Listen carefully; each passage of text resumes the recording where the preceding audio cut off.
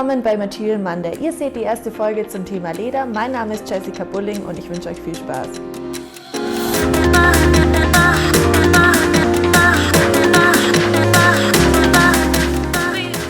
Als Leder wird die mit Gerbmitteln verarbeitete Tierhaut bezeichnet.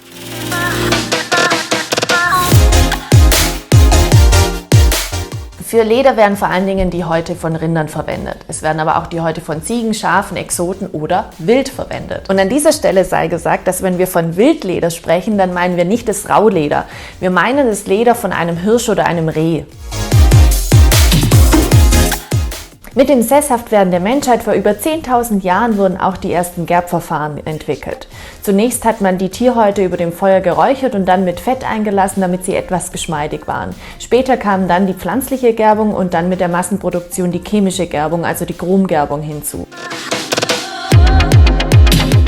Die am häufigsten eingesetzte Gerbart ist die Chromgerbung. Bei falschem Mischverhältnis wird es zu Chrom 6, was hochkarzinogen, also krebserregend ist. Das meiste Leder produzieren wir in Ländern wie Indien oder Bangladesch. Dort sind die Gesundheits- und Umweltauflagen längst nicht so hoch wie bei uns in Europa oder gar in Deutschland. Und jetzt kommt es vor, dass diese Mitarbeitenden oftmals in dieser giftigen Substanz mit ihren bloßen Händen und ihren nackten Füßen stehen und wir tragen später diese Sachen eben auf unsere Haut. Unter ökologischen Gesichtspunkten ist die pflanzliche Gerbung als deutlich besser zu bewerten als die Chromgerbung. Gegerbt wird beispielsweise mit Oliven- oder Rhabarberblättern. So eine Rindshaut, die ist relativ dick und deshalb wird nach dem Gerbvorgang meistens das Leder in mehrere Schichten gespalten. Man hat dann den Narbenspalt und den Fleischspalt. Der Narbenspalt, der zeigt die natürliche Hautstruktur, also die Narbung des Tieres. Der Fleischspalt, der wird meistens zu gedecktem Glattleder verarbeitet.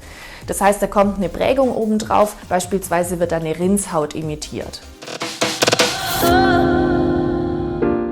Die Zurichtung beschreibt die Bearbeitung des Leders. Also will ich eine dünne Schutzschicht oder eine dicke Farbschicht haben? Will ich eine Prägung obendrauf haben? Das sind Fragen, die ich hier beantworte.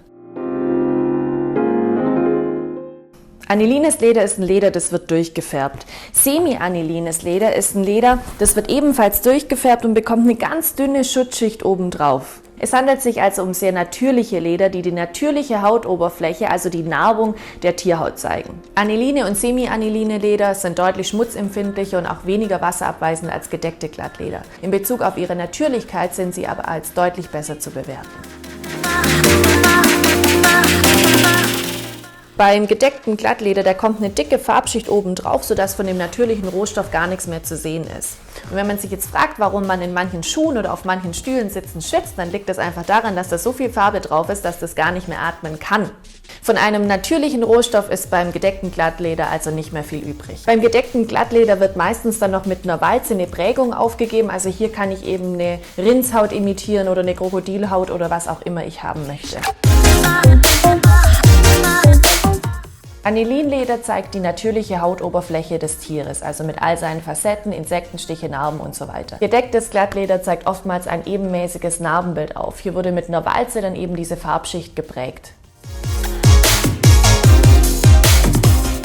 Beim Fettleder wird das Leder gefettet und bekommt dadurch eine kratzempfindliche Oberfläche, die hier aber gewünscht ist. Man kennt dies zum Beispiel von so dunkelbraunen Ledersofas oder auch von Schuhen oder Taschen.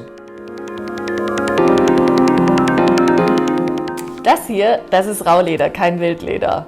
Rauleder ist ein aufgerautes Leder. Der aufgeraute Narbenspalt wird als Nubuck bezeichnet und aus dem Spaltleder wird Velour gewonnen. Ob ein Leder gut oder schlecht ist, ist immer abhängig, aus welchem Blickwinkel ich es betrachte. Ich unterscheide da gern zwischen den funktionalen, ästhetischen und ökologischen Faktoren. Bei bestimmten Produkten spielen die funktionalen Eigenschaften des Leders eine Riesenrolle. Nehmen wir beispielsweise Motorradbekleidung, die muss besonders robust sein, auch wasserfest. Und wenn ich das jetzt vergleiche mit einem Leder für eine Handtasche oder gar für einen Handschuh, dann habe ich natürlich hier ganz andere funktionale Eigenschaften, die erwartet werden. Bei den ökologischen Faktoren frage ich, wo wird produziert? Wird in Deutschland produziert oder wird in Übersee produziert? Wie viel Farbe kommt auf mein Leder? Kommt überhaupt Farbe auf mein Leder? Welche Gerbverfahren wähle ich? Aus welchem Hautbereich wähle ich mein Leder? Lasse ich Narben, Insektenstiche, Bindegewebsschwäche zu? Bei ästhetischen Aspekten spielt natürlich die optische Anmutung eine wesentliche Rolle.